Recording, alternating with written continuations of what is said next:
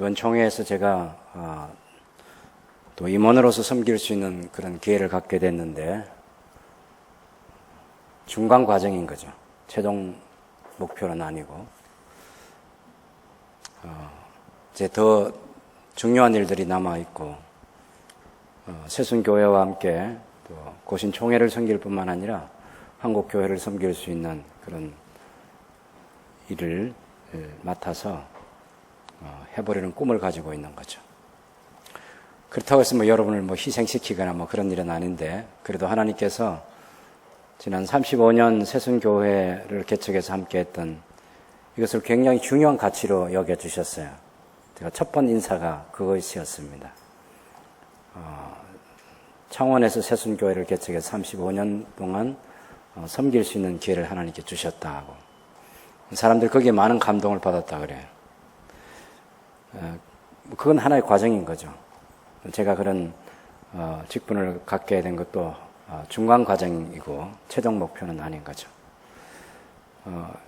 성경을 보면 예수님께서 이 세상에 오신 것이 최종 목표가 아니죠. 이 세상에 오셔서 주님이 30세까지 갈리 지역에서 자라시고, 그리고 3년 동안 특별히 예수님이 사역을 하시고, 그리고 오늘 우리가 본문으로 정해있는 이 요한복음 속에는 예수님이 창세전부터 예수님이 계셨다는 말씀이신 하나님이 계신 그 하나님이 십자가에서 돌아가시고 부활하시고, 그것이 최종 목표는 사실 아닌 거죠.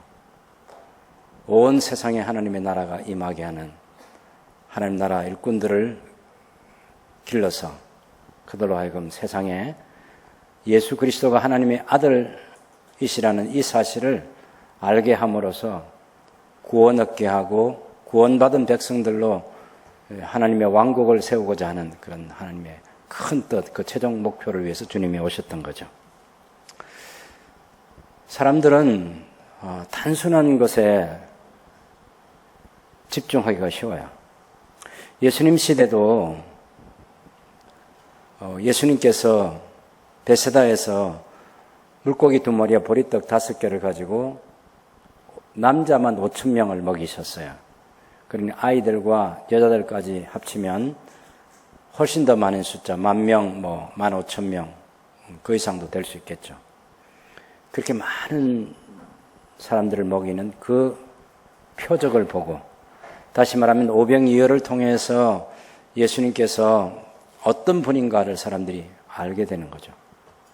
그래서 사람들이 예수님이 어디로 다니시는지 예수님의 동선을 파악하고 예수님을 찾아다니고, 그렇게 할 때 예수님께서는 뭐라고 말씀하시냐면, 너희가 나를 찾는 까닭은 떡을 먹고 배부른 까닭이다. 나를 원하는 게 아니야. 떡을 원하는 거야.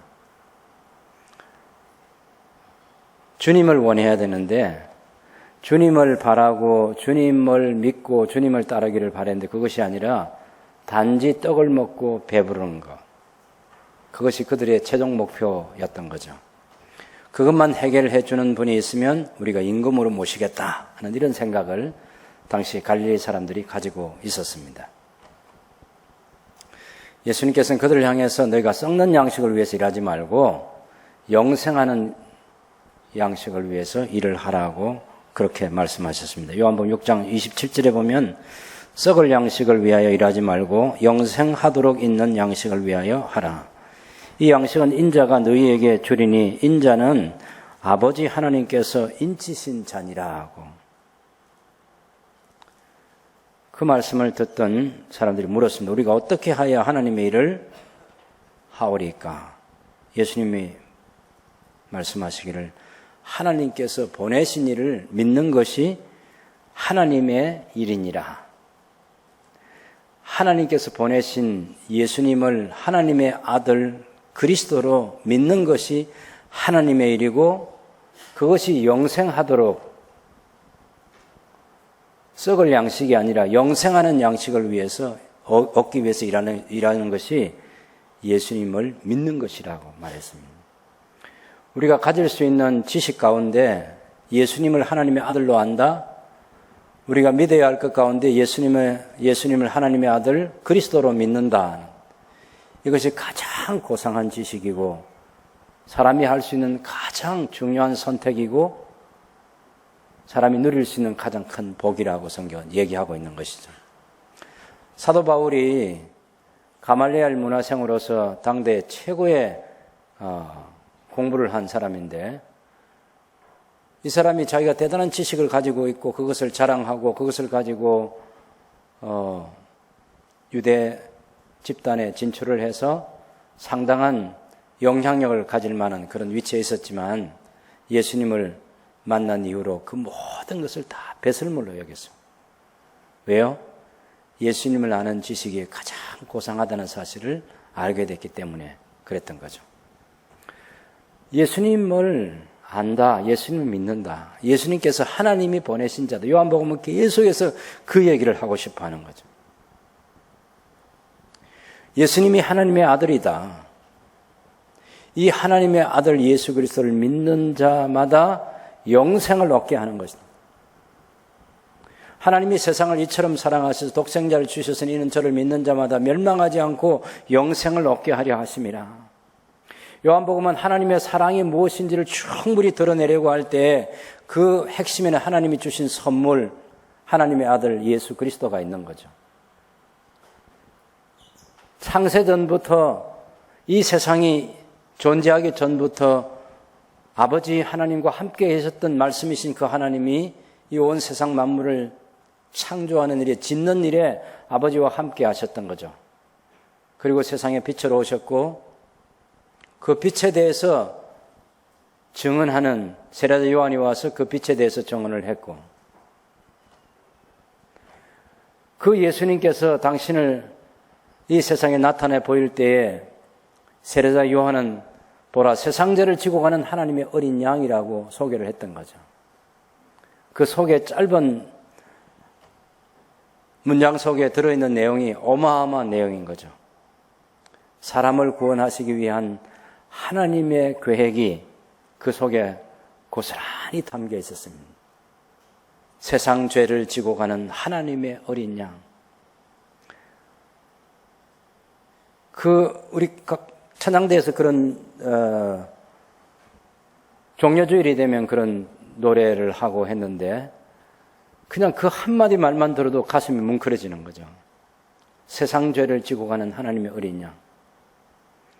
우리의 모든 죄의 문제가 우리의 죄를 짊어져 주시는 예수 그리스도에게 달렸고 그 모든 죄가 용서받았고 그것 때문에 구원받아 영생을 얻게 된 거죠. 세상 죄를 지고 가는 하나님의 어린 양. 그 하나님의 어린 양이신 예수께서 하나님의 아들이심을 드러낼 때 물로 포도주를 만드시고 놀라지도 않네. 물로 포도주를 만들었답니다. 네?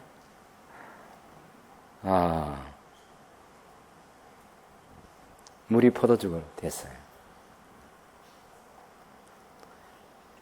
당연히 힘 안 쓰고 된 거 아시죠? 무슨 입김을 막 확 불어넣고 그런 거 아닌 거 아시죠?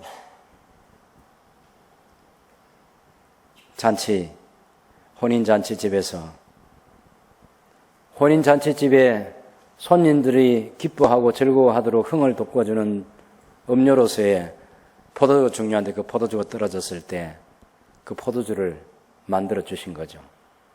물을 가지고.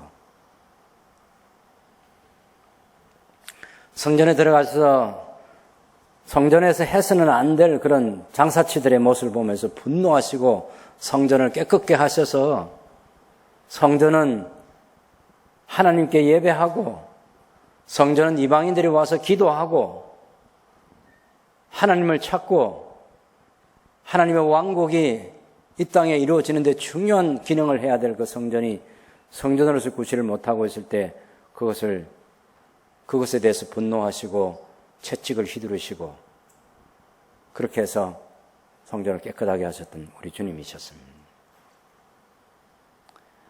당대 최고의 교사라고 할 수 있는 유대인의 선생 니고데모에게 딱 보자마자 네가 다시 태어나야만 하나님 나라에 들어갈 수 있어. 이 진리를 가르쳐 주신 거죠. 그때까지 유대인들 속에는 다시 태어난다는 개념이 없었어요. 그런 저하고 여러분은 지금 뭐 다시 태어나야 된다, 중생해야 된다, 거듭나야 된다, 그 어떤 말을 하든지 우린 금방 알아요. 근데 그때 그 예수님 찾아갔던 니고데모는 그게 충격적인 말인 거죠. 아니 내가 어떻게 어머니 태중에 들어가서 다시 나올 수 있습니까? 그건 육으로 나는 것이고 성령으로 다시 태어나야 되는 거라.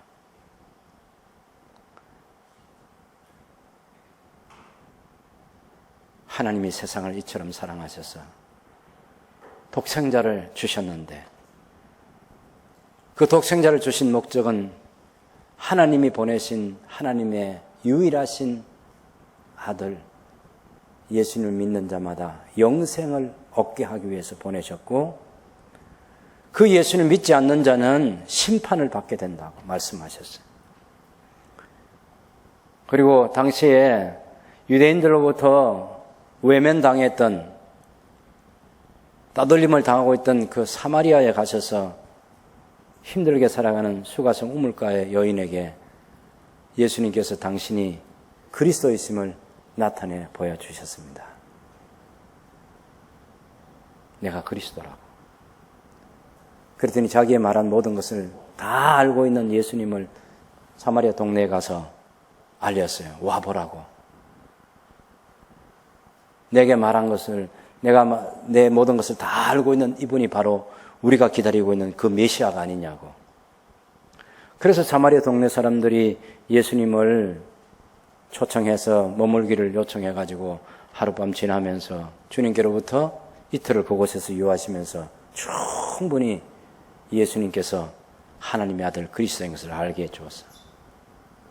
얼마나 열심히 설명하려고 했었는지, 얼마나 바르게 가르쳐주려고 했었는지 그 예수님의 가르침을 받은 사람들이 이제 사마리아 여자를 향해서 처음에는 당신 때문에 우리가 예수님 말하는데 이제는 당신 때문이 아니고 우리가 직접 보고 듣고 배워서 예수는 그리스도라고 알게 됐다고. 여러분, 예수님이 하나님의 아들이신 것을 알기 위해서는 시간을 쓰셔야 됩니다. 예, 시간을 써야 돼요. 시간을 들여야 된다고. 말씀을 들어야 되고 배워야 되고 집중해야만 예수님이 하나님의 아들 그리스도인 것을 알게 돼요. 예수님이 충분히 시간 쓰셨습니다. 사람들에게 설명해 주셨어요. 이거 누군가 해야 되는 일이에요. 목사인 제가 해야 되고 오래된 신앙생활하는 여러분들이 해야 될 일이에요. 그 누군가에게 예수님을 전파하고 예수님을 소개하기 위해서 예수는 우리가 믿는 것처럼 동일하게 예수님은 하나님의 아들 그리스도라는 사실을 알도록 누군가는 도와줘야 되는 거죠. 예수님은 갈릴리 가나에 가서 첫 번째 그 표적을 행했던 갈릴리 가나에 가셔가지고 거기서 왕의 신하를 만났는데 왕의 신하의 아들은 지금 가나에 예수님과 같이 있고 그 아들은 가버나움에 있어요. 가버나움에 있는 자기 아들이 병들어 죽게 됐다고 고쳐달라고. 뭐 너무나 절박하게 얘기하는 거죠. 내 아이가 죽기 전에 그런 간절한 호소를 하는 왕의 신의 아들을 가나에 계신 예수님께서 가버나움에 있는 아들을 살려주십니다. 그렇게 해서 그 사람들로 하여금 예수께서 하나님의 아들 그리스도인 것을 다 믿게 해주는 그런 역사가 일어났어요. 그것을 표적이라고 말하는 거죠. 두 번째 표적.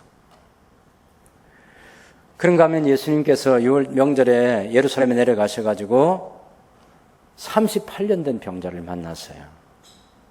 그 38년 된 병자는 자기 스스로 몸을 움직일 수 없는 사람이에요. 그런 사람에게 예수님께서 안식일 날 치료해 주셨습니다. 네 자리를 들고 일어나 걸어가라고. 이 사실을 알게 된 그 시비거리를 늘 찾고 있는 사람들이 있어요. 그 안식일을 중요하게 여기는 사람들. 일에 2번씩 금식하는 사람들. 나누어 주기를 절개하는 구제하는 사람들. 그 구제를 몰래 하는 게 아니라 외고 패고 막 선전해 가면서 구제하는 사람이라고. 기도를 많이 하는데 기도를 조용히 골방에서 하는 것이 아니라 막 기도하는 시간에 나와서 기도하다가 다른 사람들 다 들어갔는데 자기는 계속해서 손 들고 기도하는 사람. 그런 게 알려지기를 바라는 사람이 있어. 하나님 앞에 가서도 하나님 제가 이 정도 살면 제가 얼마나 잘 살고 제가 얼마나 당당한지 제 삶을 보시고 하나님께서 기도 응답해 주셔야지 하고 이렇게 말할 수 있는 사람 있었어요. 이 사람들의 기준에 절대로 안 되는 거, 용납할 수 없는 게 안식일 날 일을 해서는 안 된다는 요거예요. 안 돼요.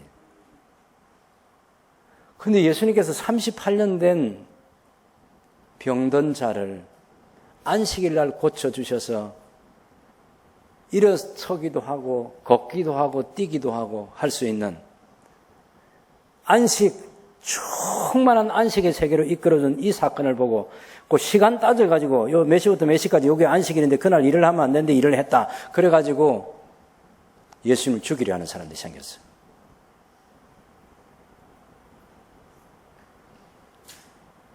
우리가 똑같이 문자로 그렇게 딱 대비를 하면 안 됩니다. 안식일, 주일이요, 그죠?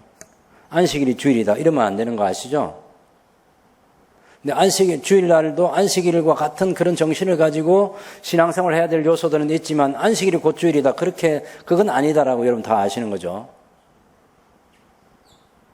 근데 우리가 주일을 지킬 때 그렇게 옛날 사람들이 안식일 지킬 때 딱 그 잣대를 가지고 시간 딱 정해가지고 몇 시부터 몇 시까지 이건 주일인데 하고 그날은 우리가 아무것도 안 하는데 그날은 돈 쓰면 안 되는데 그날은 뭐 외식해도 안 되는데 그날은 뭐 오락을 해도 안 되는데 막 이래가지고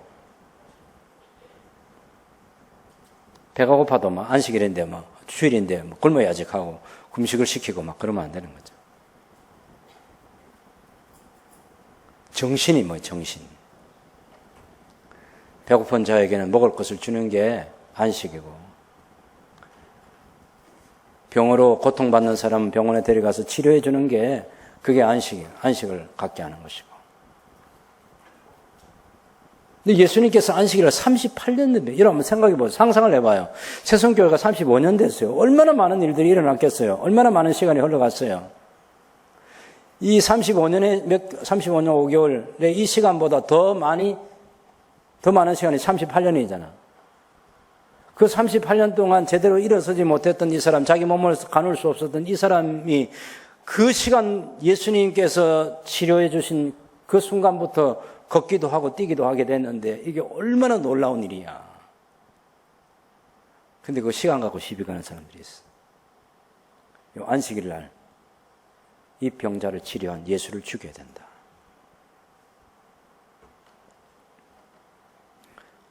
뭘 모르는 거죠?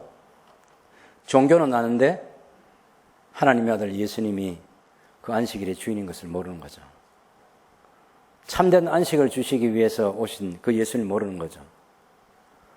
사람을 하나님의 형상대로 닮게 하셔가지고 하나님을 닮은 자로 창조하셔서 하나님이 주신 복을 누리면서 에덴 동산에서 영원히 안식하게 하면서 살기를 설계하신 그 설계자이신 예수님이 하나님의 아들이시라는 걸 모르는 거죠. 그래서 그 작은 지식 가지고 사람을 죽이려고 하는 거예요. 죄송하긴 한데 두려움이 뭐냐면요. 저 같은 사람에게 두려움이 시간이 갈수록 네가 아는 게 뭐냐. 네가 아는 게 뭐고 제가 아는 지식이 너무 이게 부족한 거예요. 조금 아는 거예요. 조금 아는 거. 우리가 나라와 민족을 위해서 기도하자 그러는데 나라와 민족이 뭔지 제대로 몰라. 기도할 제목도 제대로 만들 수가 없는데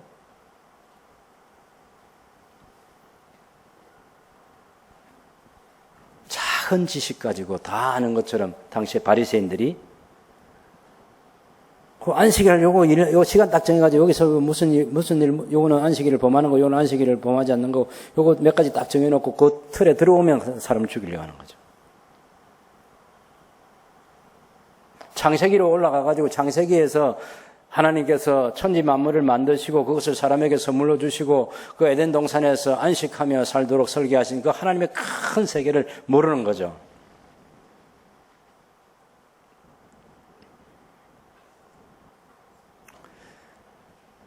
예수님께서 예루살렘에서 갈릴리로 장소를 옮기셔가지고 베세다에서 보리도 5개 물고기 2마리를 가지고 5,000명을 먹이셨잖아요. 근데 예수님께서 최종 목적은 그 먹이는 것 자체에 있는 거 아니에요. 먹인 다음에 뭐 할 거냐는 거죠.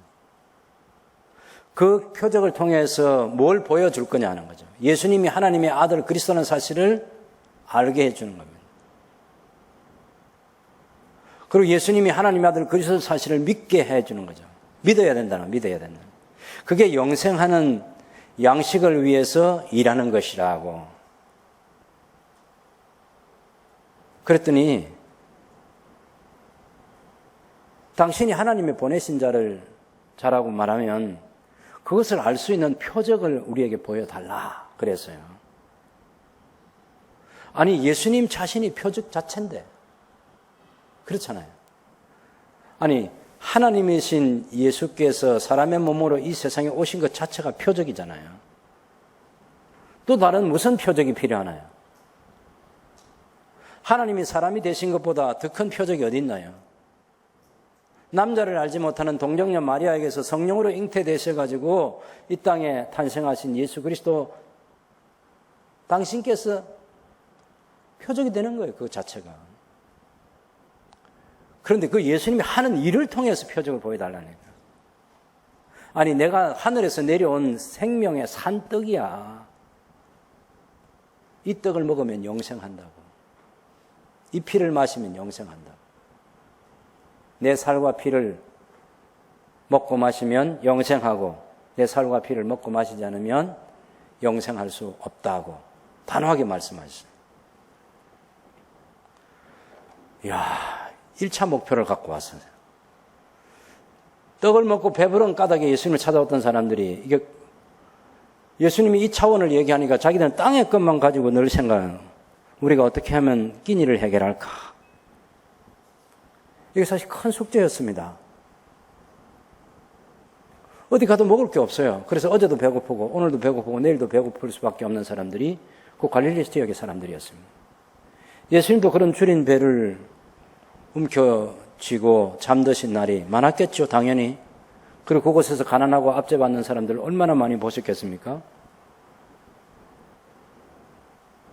그래서 그 백성들을 창조하셨던 창조주 하나님께서 이 세상에 오셔 당신의 눈으로 직접 보면서 그 고난받는 사람, 그 고통받는 사람들, 눌린 자, 압제당한 자, 버림받은 자, 소외당한 사람들, 큰 소리 한번 못 치고 사는 사람들, 배부르게 한번 음식 먹지 못하고 살아가는 사람들, 그 사람 쭉 바라보시면서 주님이 30세까지 보내실 때 얼마나 마음에 힘든 시간을 보내셨는지 30대 초반에 이 청년 예수님을 보고 얘 나이 50도 못 되어서 이런 얘기를 하잖아요. 사람이 건들고 보였다는 얘기입니다.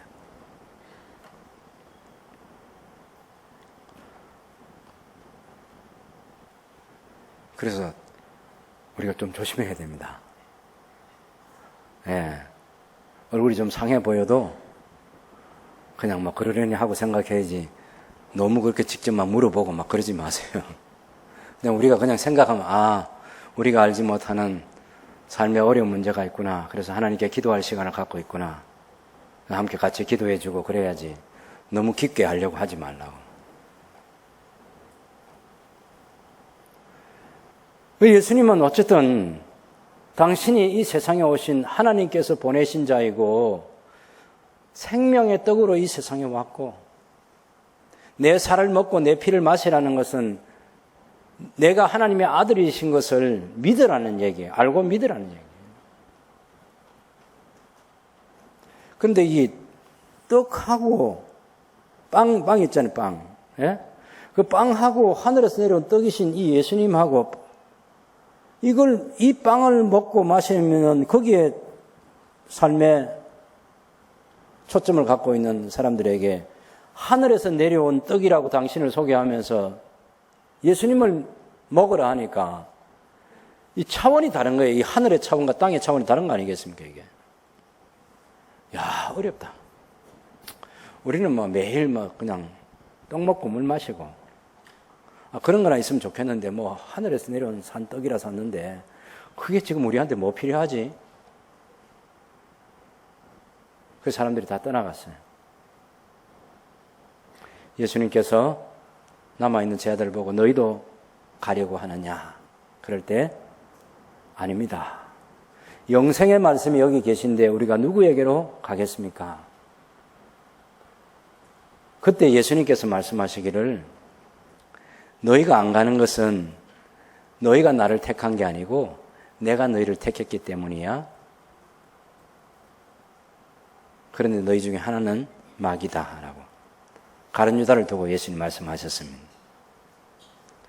저하고 여러분이 오늘 이곳에 왔는데 예수님이 강조하신 게 뭐냐면 아버지께서 내게로 이끌지 아니하시면 아무도 내게 올 수 없다 이렇게 말씀하셨어요.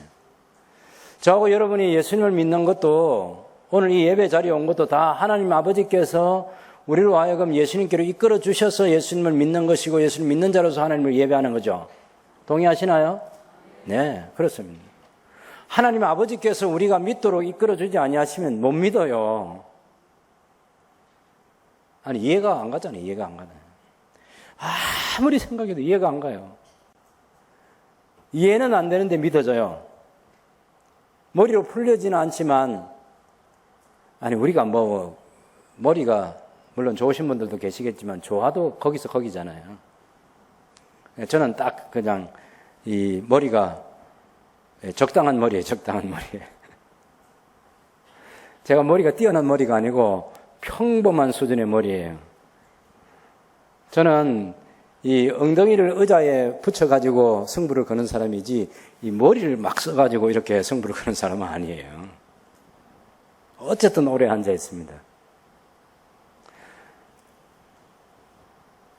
우리가 예수님을 믿는 것은요, 머리가 좋아서가 아니라 하나님 아버지께서 알게 해주신 거예요. 우리가 예수님께로 온 것은 하나님 아버지께서 우리를 예수님께로 이끌어 주신 거예요. 그래서 믿는 것입니다. 우리가 선택받은 자예요. 내가 너희를 선택했다. 사도 바울이 이런 데살로니가에 있는 교회를 향해서 이런 얘기를 했어요. 형제들아, 여러분을 보니까 여러분이 선택받은 하나님의 사람들인 것을 알겠습니다. 이런 얘기를 했는데 어떻게 선택받았다는 사실을 알 수 있느냐? 우상 숭배를 하는 사람들이 우상을 버리고 살아계신 하나님께로 돌아온 것을 보니까, 그리고 살아계신 하나님께로 돌아와서 예수님이 재림하시는 것을 기다리면서 믿음으로 사는 걸 보니까 선택받은 사람이다. 이것을 알겠다는 거예요. 내가 하나님께 선택받았는지 안 받았는지는 딱 하나님하고 나하고 드러나라요. 내가 우상 숭배를 버리고 살아계신 하나님을 내 하나님으로, 그리고 장차 이 세상에 오실 예수님 재림에 대한 기대를 가지고 소망 가운데 살아가고 있는지 아닌지는 우리 자신이 안다. 제가 오늘 여기 보니까 쭉 이렇게, 여러분 여기 앉아있는 날들이 엄청 많은 날들이죠. 하루 이틀 아닌 거죠. 예배하고 그런 날들이. 주일날 누가 뭐 꼭 오라 했어요. 제가 오라고 문자도 안 보냈는데 오늘 다 오셔서 예배하고. 이 기적이 매주 일어나는 거죠. 매주 기적이 일어나는 거죠. 그래서 제가 여러분들 향해서 자신 있게 말할 수 있는 것은, 형제들이여 자매들이여, 여러분 보니까 여러분은 하나님께서 택하신 보배론 소유된 하나님의 백성입니다. 예? 이건 말할 수 있는 거예요.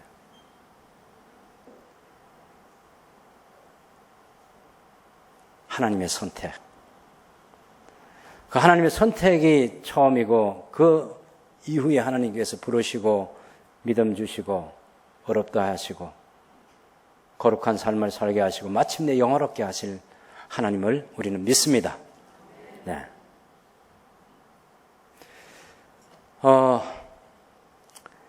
이제 갈릴리에서 예수님이 다시 초막절에 이제 예루살렘으로 내려오셨어요. 성전에서 가르치시고 그렇게 하는데, 그 성전에 와보니까 광경이 있었어요. 무슨 광경이 있었냐면, 초막절 의식 가운데 매일 물을 실로암못에서 길어 와가지고 번제단에 그 물 붓는 데가 있어요. 거기서 물을 붓고 있는 거예요. 그리고 그 옆에는 그 포도나무가 이렇게 세워져 있고 하루, 이틀, 사흘, 날 이렇게 가면서 그 나무는 점점 시들어가요. 왜? 거기 물을 안 줘요. 시들어가는 나무를 보면서 이제 대제사장이 물을 길어와서, 대제사장이 하는 일이 많지 않은데 그날 그 물 길어오는 걸 꼭 그 사람이, 그 대제사장이 해요. 그 물 길어와가지고 그 물을 붓는 의식을 하는데 그 단을 이렇게 한 바퀴 이렇게 돌 거 아니에요. 돌면서 그 포도나무가 이렇게 마르는 그것을 바라보고 있는 거죠. 그렇게 해서 기도합니다. 간절함이 생겨요. 하나님, 우리에게 비를 내려 주십시오. 저 나무가 마르는 것처럼 우리가 마르지 않도록, 그리고 우리가 농사를 지을 수 있도록. 이 초막절은 모든 농작물들을 다 거두드리는 계절에 이 초막절을 지키잖아요. 그래서 수장절이라고 그렇게 말을 하기도 합니다. 비를 달라고, 물을 찾는 간절한 목마름이 있죠. 마지막 날은 더 여러 바퀴를 돌면서 더 간절하게 기도하는 거죠. 물을 달라고. 그때 예수님께서 큰 소리로 외쳐 이러셨습니다. 누구든지 목마르거든 내게로 와서 마시라. 그리하면 그 배에서 생수의 강이 흘러 넘치리라고. 실로암에서 물 길어온 그 물을 가지고 살아갈 수 있는 게 아니라고. 정말 필요한 것은 하나님께서 성령을 통해서 부어주시는, 하나님께서 성령을 보내주심으로 예수 그리스도를 통해서 주시는 그 물, 그것이 우리의 목마름을, 우리의 영원한 목마름을 해결해 줄 수 있는 유일한 물이라고.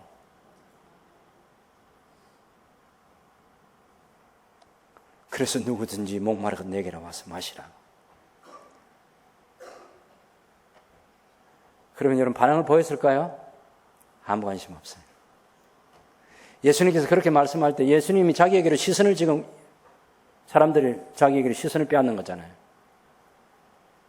막 그 의식을 진행하는데 예수님이 그걸 쳐다보면서 말씀하셨으니까, 아 그래?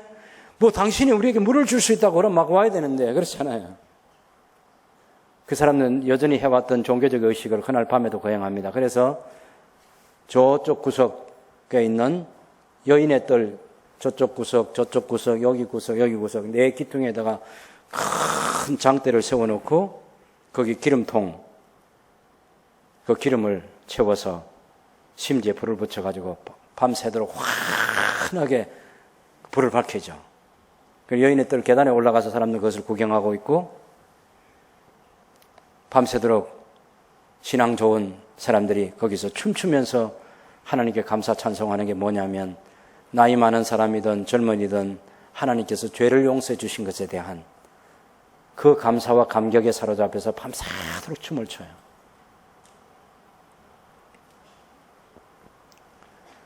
그런데 그날 마지막 7째 날 밤이 지나고 8째 날 새벽이 밝아왔을 때, 그 동터는 아침에, 이른 아침에 일단의 무리들이 현장에서 가늠하다 잡힌 한 여인을 데리고 와서 예수님을 보고, 모세의 율법에는 이 사람에게 돌을 들어 치라고 했는데 당신은 어떻게 하겠냐고 질문을 합니다. 그것은 예수님을 올무에 넘어지게 하려고 그렇게 한 거예요.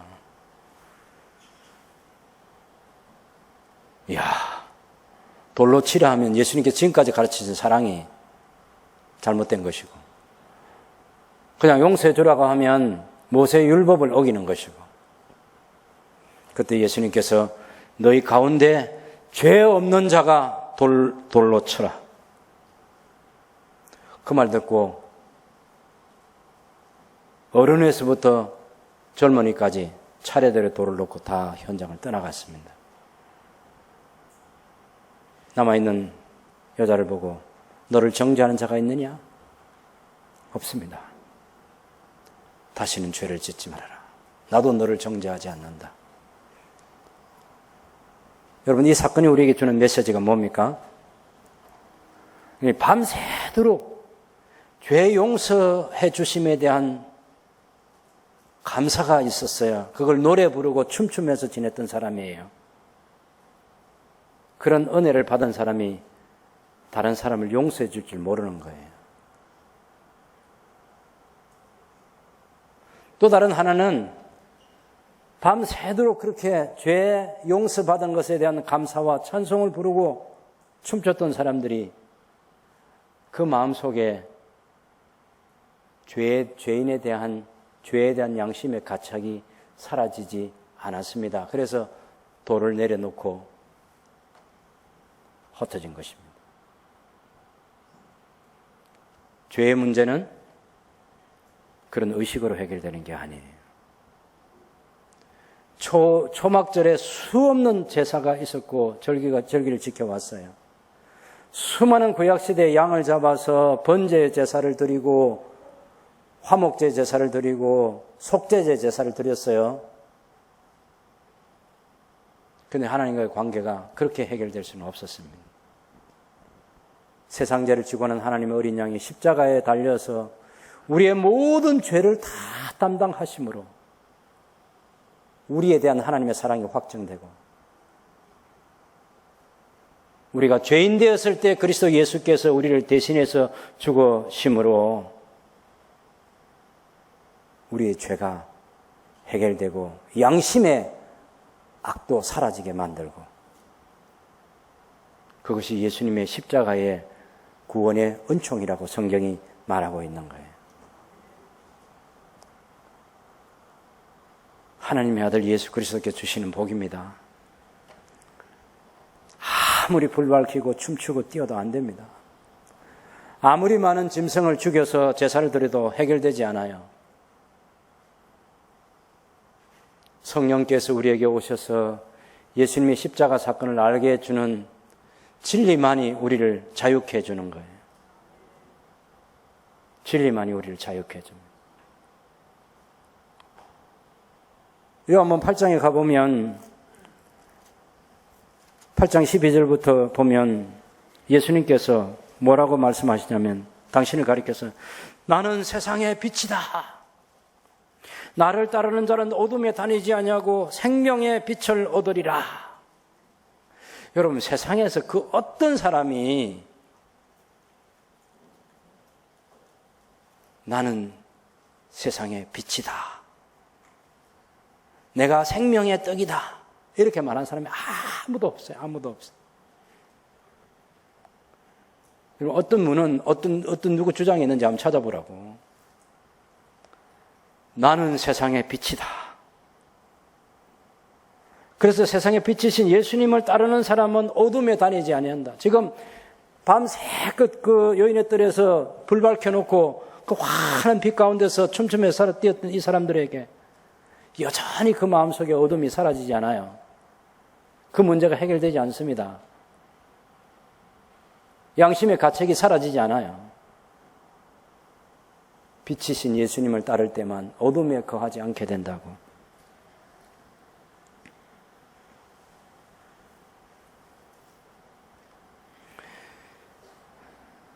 예수님께서 이렇게 말씀하시니까, 당신이 뭐 빛이라고 주장한다고 해서 당신이 뭐 빛이라는 그 예수님의 증언이 성립이 되냐 안 되냐, 이 법적 효력이 나타나야 됩니다. 법적 효력까지는 두 사람의 증인이 있어야 돼요.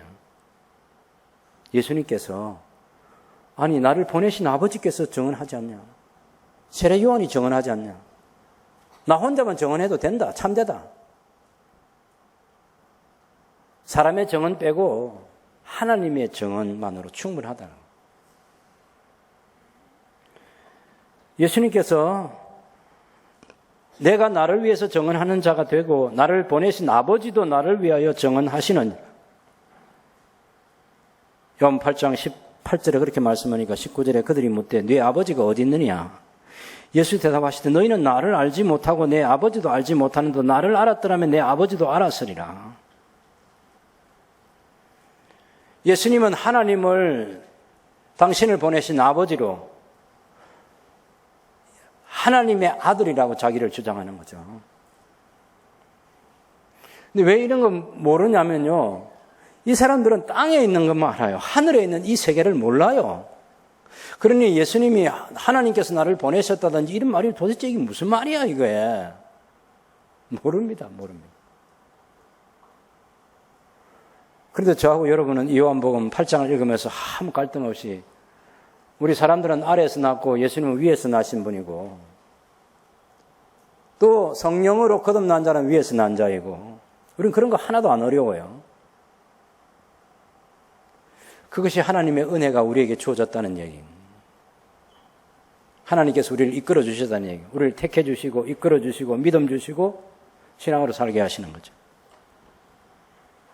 계속해서 예수님은 나를 보내시니 나를 보내시니 나를 보내시니 이를 강조합니다. 그래서 아무리 얘기도 못 알아들으니까 예수님이 이렇게 말씀합니다. 너희가 내 말을 믿고 내 말에 거하면 내 제자가 되고 진리를 알지니 진리가 너희를 자유하게 하리라. 진리를 알아야 된다. 예수님이 진리인데 예수님을 모르니까 안 되는 거예요. 예수님 이걸 이 지식으로 못 받아들이는, 지식으로 모르는 게 아니라 못 받아들이는 거, 못 받아들이는 거. 그냥 받아들이면 되는데. 믿음이 뭐냐면요, 여러분이 지금 의자에 앉아 있잖아요. 여기에 앉아 있는 것처럼 그냥 예수님에 대한 얘기를 듣고 덥석 그렇게 앉아버리는 거야. 믿어버리는 거죠. 막 복잡하게 생각하지 말고. 저나 우리 김종호 장로님에게 가가지고 이 교회당 지을 때 뭐 어떻게 지었는지, 이 구조물이 괜찮은지, 뭐 우리 앉아도 괜찮을 건지, 설계도가 어떤지 뭐 그런 거 물어볼 필요가 없는 거지. 그냥 앉으면 된다 해서 그래서 그냥 앉아버리니까 지금처럼 됐잖아요. 믿음의 세계는 그냥 예수님께서 말씀하신 대로 단순하게 믿는 것입니다. 그냥 믿으면 되는 거죠. 우리가 이렇게 안전하게 있는데 어떤 사람은 모르겠어요. 여러분이 아마 지진이 나고 그러면 막 걱정이 돼가지고 그때 교회당 건축할 때 힘썼던 우리 정호 장로님한테 가가지고 장로님 이 교회당 건축에 뭐 어디 그 골조는 어디 잘 돼 있습니까? 이거 안 무너집니까? 막 지진이 와도 괜찮겠습니까? 그런 거 물어볼 필요 없죠.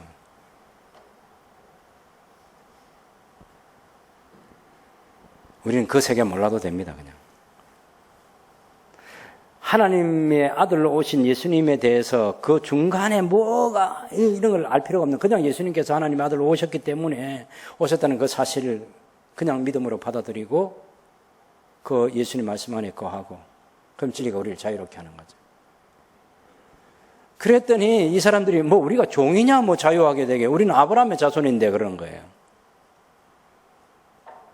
너희가 아브라함의 자손이면 아브라함처럼 믿어야 되는데 아브라함처럼 안 믿는다는 거예요. 아브라함은 예수님의 때를 고대하면서 기뻐했어요. 그런데 지금 이 아브라함의 자손들이라고 말하는 이 사람들은 그 아브라함이 기다렸던 그 예수님이 오셨는데도 예수님을 지금 배척하고 있는 것입니다. 그래서 예수님이 직접적으로 뭐라고 말씀하시는, 너희는 너희가 말하는 너희 아비 아브라함에게 난 게 아니고 너희 아비 마귀에게서 났다, 이렇게 얘기해요. 야, 이거 소름 끼치는 얘기예요. 아마 제가 여러분 보고 여러분은 다 마귀 자식들입니다 하면 전부 다 교회 다 떠나갈걸. 다음부터 우리 뭐 새순교회 가지 말자 뭐. 목사님이 우리 보고 마귀 자식이라는데 우리 뭐하러 가겠나. 더 머리 좋은 사람 목사님 그냥 막 목회 못하게 하자 그냥. 목사 한 사람만 끌어내리면 될걸 뭐. 이렇게 더 할 사람도 있겠지. 아니 지금 이 유대인들을 향해서 너희는 너희 아비 마귀에게서 났다, 이렇게 얘기하는 거예요. 너희 속에 진리가 거하지 않는다. 그럼 아브라함의 자손이 누가 아브라함의 자손인 얘기입니까? 우리가 아브라함의 자손이라는 얘기예요. 예수님을 성경대로, 예수님께서 말씀하신 그대로 성경대로 믿고 성경대로 따르고 하는 우리가 아브라함의 자손이라고 예수님께서 말씀하셨어요. 믿으시나요? 예, 우리가 아브라함의 자손이에요. 혈통적인 아브라함의 자손이 중요한 게 아니고 하나님의 언약 아래 거하는 신령한 아브라함의 자손들, 영원히 보배로운 하나님 백성으로 살아가게 될 거죠.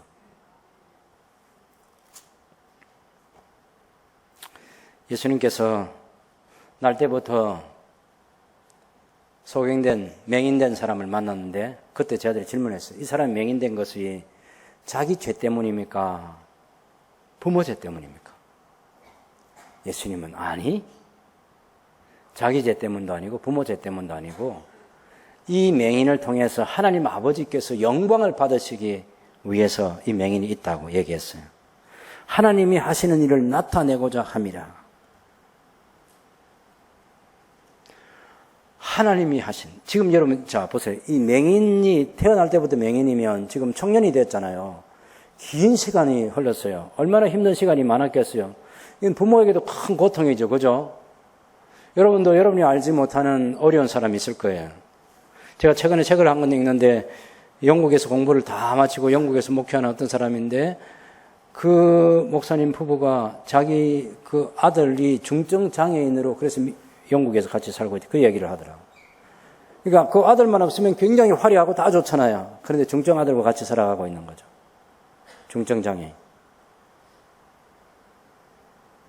그런 장애인보다 더 부모에게는 고통이 되는 장애인이 맹인으로 사는 장애인 아들입니다. 근데 보통 그냥 그 사람의 죄 때문에 그렇다 하면 이거 굉장히 해결하기가 편합니다. 받아들이기가. 아니, 죄 때문에 그렇으니까. 근데 그게 아니고 예수님께서는 부모 죄도 아니고 자기 죄도 아니고 이 사람이 맹인된 것은 하나님이 하시고자 하는 일을 나타내기 위해서다. 이렇게 얘기해요. 야, 그 긴 시간들 한번 생각해 봐요. 얼마나 부모가 고통스러운 시간을 보내고 지금 뭐 어떻게 할 수가 없어요. 부모도 가난하고 그 가난을 대물림 해가지고 이 거린으로 살고 있어요. 거린으로.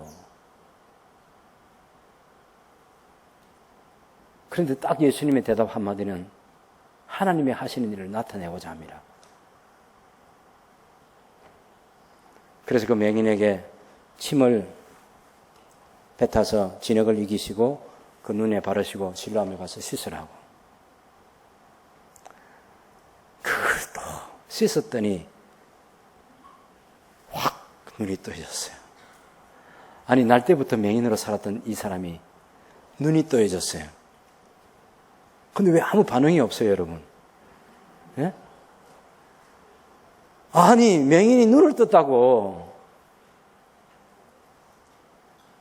이게 방송국에서 이게 할 때는 이런 얘기를 하면요, 이미 녹음되어 있는 소리는 와! 하고 막 그런 거 합니다. 이 연출이 아닌 게 확실하네, 보니까. 그런데 여러분, 감정을 좀 살려봐요, 좀. 눈이 떠졌다니까, 이 맹인된 아들이. 그걸 시비를 걸고 있는 사람이 이게 얼마나 기쁜 일이에요. 이 천지가 계백할 일이라고 그렇게 말해도 괜찮은 거죠. 왜? 창세 이후로 맹인의 눈을 뜨게 한 사람이 없어요. 한 번만 있는 일이에요, 이게. 이 맹인이었던 이 사람에게는 너무너무 기쁜 일인데, 그걸 따지는 사람은 언제 맹인이 눈 떴나? 알아보니까 딱 정해, 요 안식일, 여기서부터 여기까지 요 안식일에 그 맹인이 눈을 떴어. 누가 그러면 그 맹인을 눈을 뜨게 했나? 그게 일을 했기 때문에 고치고야 된다는 요 얘기입니다. 이야, 이런 심보를 가진 사람들이요. 자기가 아브라함의 자손이 생각하고, 자기가 하나님 백성이 생각하고, 자기 천국 갈 수 있다고 생각하고 있는 거예요.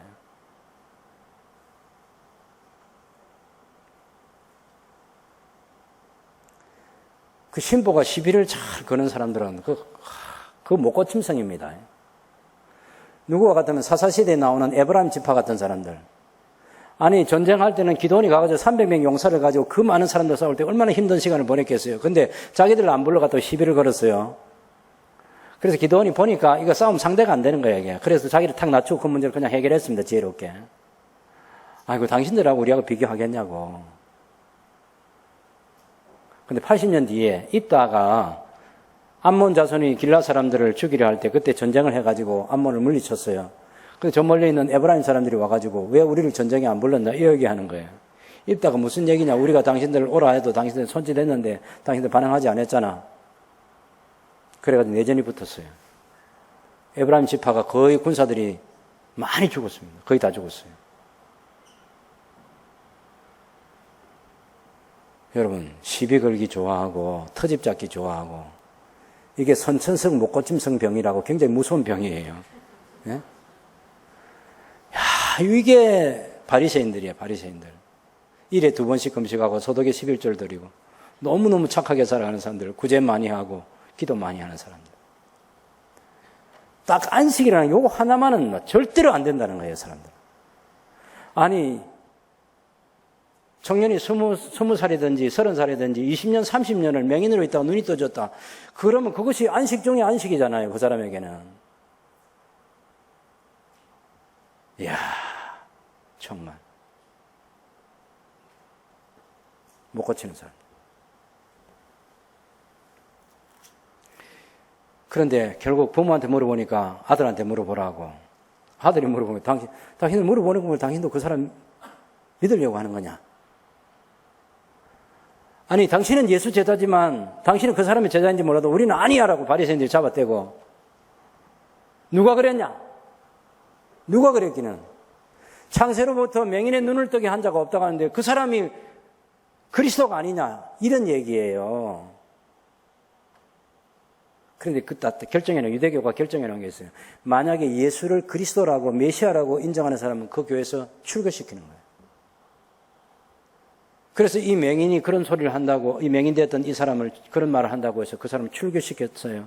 예수님께서 그래서 출교당한 그 사람을 만나가지고 네가 인자를 믿느냐 그러니까. 여기 인자라는 말은 그냥 사람의 아들이라는 말이 아니고 메시아를 부르는 호칭 가운데 하나가 인자입니다. 인자. 네가 메시아를 믿느냐는 얘기예요. 누군지 알면 제가 믿죠. 그랬더니 내가 바로 인자야. 내가 그야. 내가 그리스도야. 선생님, 큐리에 주님 제가 믿습니다. 네, 믿습니다. 당연히 믿습니다. 이렇게 해서 예수님의 제자가 됐어요.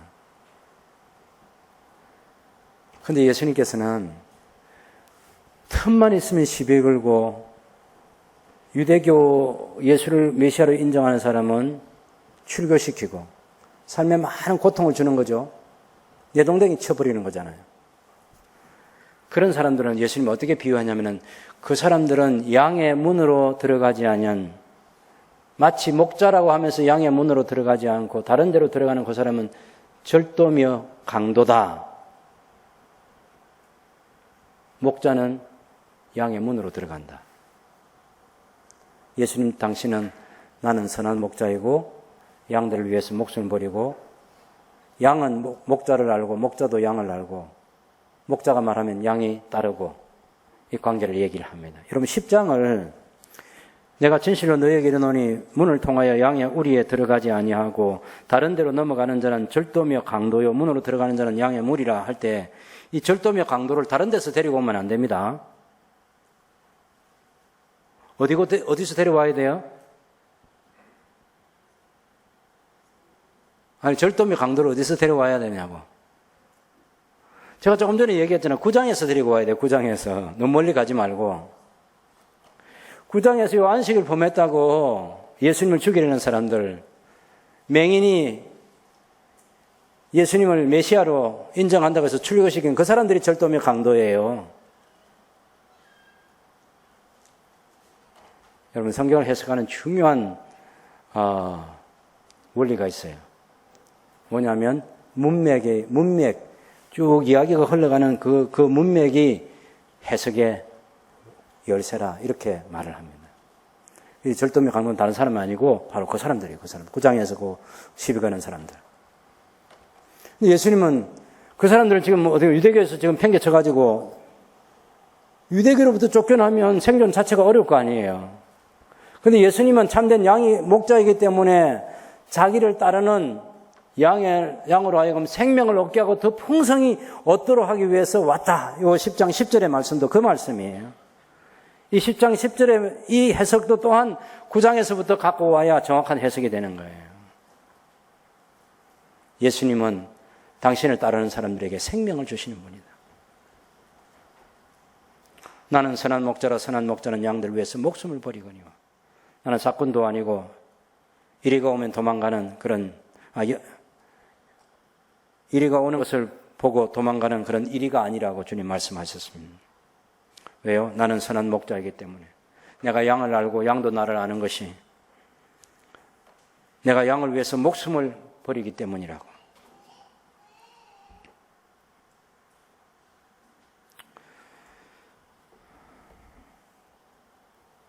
드디어 수전절이 됐는데 예수님께서 예수를 믿지 못하는 이런 사람들을 주님 만나시고 그 유대인들은 예수님을 그런 사람들에게 예수님께서 뭐라고 말씀하시냐면 내가 양을 알고 내 양의 내 음성을 듣고 나는 그들을 알며 그들은 나를 따르느니라. 여러분 요한복음 10장 28절 29절을 다 같이 한번 읽어보면 좋겠습니다. 같이 읽습니다. 내가 그들에게 영생을 주노니 영원히 멸망하지 아니할 것이요 또 그들을 내 손에서 빼앗을 자가 없느니라. 그들을 주신 내 아버지는 만물보다 크시며 아무도 아버지 손에서 빼앗을 수 없느니라. 나와 아버지는 하나이니라. 그래서 유대인들이 다시 돌을 들어 예수님을 돌로 쳐 죽이려고 했어요. 여러분 구원의 절대 확신이 뭡니까? 구원의 절대 확신을 우리가 가질 수 있는 것은 예수님께서 예수님 믿는 자에게 영생을 주셨다는 것이고 예수님의 손에서 아무도 빼앗을 수 없다는 것이고 또 예수님에게 붙여주신 그 예수님의 양들을 붙여주신 분은 성부 하나님이신데 성부 하나님의 손에서도 그 누구도 빼앗을 수 없다. 이중 안전장치가 예수님의 손에서 빼앗을 수 없고 아버지 하나님의 손에서 빼앗을 수 없고 우리는 하늘과 땅에 있는 이 우주 가운데 있는 그 어떤 것도 그리스도 예수 안에 있는 하나님의 사랑에서 우리를 끊을 자가 없다. 끊을 게 없습니다. 예수님은 하나님과 하나이세요. 하나님의 그 본질이 동등하시다 그 말입니다. 성부, 성자, 성령 하나님이 서로 구별되면서 성부, 성자, 성령 하나님이 하나님으로서 가지고 있는 본질은 동일합니다. 그래서 나와 아버지는 하나라 이렇게 말하는 거예요. 유대인들은 금방 그 말을 하는데 네가 사람이면서 어떻게 하나님이라고 하느냐. 그래서 돌을 들어 죽이려고 하는 거죠. 33절에 보면 예수님께서 어떤 일로 나를 돌로 치려 하니까 유대인들이 대답해서 선한 일로 말미암아 우리가 너를 돌로 치려는 것이 아니라 신성 모독으로 인함이니 네가 사람이 되어 자칭 하나님이라 함이로라. 여러분 예수님이 하나님이에요. 또 예수님이 사람입니다. 예수님은 완전한 사람이고 예수님은 완전한 하나님이에요. 이 양성을 반드시 인정해야 합니다. 그 중에 머리털만큼이라도 인정을 안 하면 그건 거짓 신자가 되는 거예요. 아무리 예수님을 잘 믿어도 소용없어요. 잘 믿는다는 종교적인 삶이나 또 예수님의 말씀 이런 산상수훈에 있는 말씀대로 살아가는 것이나 그런 거 다 소용없습니다. 예수님을 완전한 하나님을 믿고 예수님 완전한 사람으로 믿으면서 그렇게 살아야지 그 지식과 그 믿음이 잘못된 상태에서는 아무리 선한 일을 많이 해도 소용없습니다. 여러분 잘 알고 있는 아프리카의 성자라고 하는 슈바이처 박사 아시죠? 의사로서 신학자로서 아프리카에서 가난한 사람들을 위해서 평생을 살았던 정말 그 삶의 흔적은 위대한 사람이에요. 위대한 사람. 근데 그 슈바이처가 예수님을 하나님의 아들, 신으로 인정하지 않습니다. 불행하게도. 예수님의 신성을 인정하지 않아요. 사람으로서 예수를 존경하고 평생 따르기로 결심하고 아프리카에서 그렇게 삶을 살았던 사람이죠. 유명한 신학자들 가운데 예수님을 하나님으로 인정하지 않는 사람이 많습니다. 중요한 건 뭡니까? 신학으로 예수님 아는 게 중요한 게 아니고요. 성경을 가지고 예수님 아는 게 중요한 거예요. 성경대로 알고 성경대로 믿고 성경대로 따르고 예수는 완전한 사람이고 예수님께서 당신을 가리켜 나하고 아버지는 하나다라 말하는데 우리가 더 무슨 말 합니까? 그렇습니다. 아멘 하고 지나가야지. 그게 신앙이에요.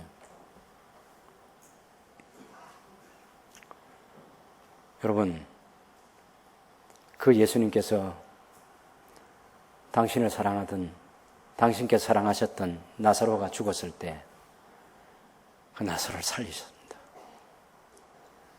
벌써 무덤에 묻혔고 시간이 많이 흘러서 나흘이나 돼서 냄새가 나는 사람, 그 무덤에 가서 주님 말씀하셨어요. 나는 부활이요 생명이니 나를 믿는 자는 죽지 않고 살아서 나를 믿는 자는 영원히 다시 산다고. 나는 부활이요 생명이니 나를 믿는 자는 죽어도 살고 살아서 나를 믿는 자는 영원히 죽지 아니한다. 그래서 마리아에게 내가 믿느냐고. 여러분, 예수님을 믿으면 예수님 부활이요 생명이기 때문에 우리 모두가 다시 삽니다. 우리가 죽어도 다시 살아요. 영원히 살아요.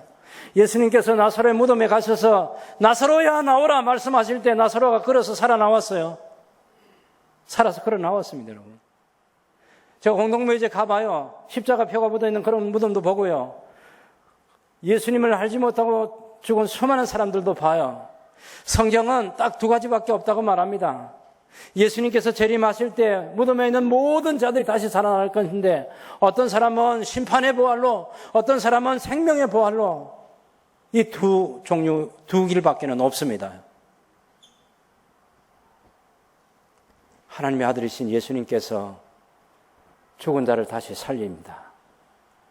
어떤 이는 심판에서 지옥으로, 어떤 이는 생명으로 살려서 영생을 얻게 하는 것이 하나님의 뜻입니다. 그 주님의 부활의 날은 기대가 있습니다. 우리가 그 설렘 갖고 살아야 되겠습니다. 이 세상 사람들이 갖지 못한 지식, 예수님은 하나님의 아들 예수 그리스도, 하나님의 아들 메시아, 그 메시아께서 십자가에 달려 돌아가시고 묻히시고 부활하셔서 그 예수를 믿는 자는 동일하게 마지막 날에 하나님께서 다시 살리시고 영생을 얻게 한다는 이 사실, 부활에 대한 그 소망 가지고 영원을 살아가는 복된 저와 여러분들의 삶이 될 수 있기를 바랍니다.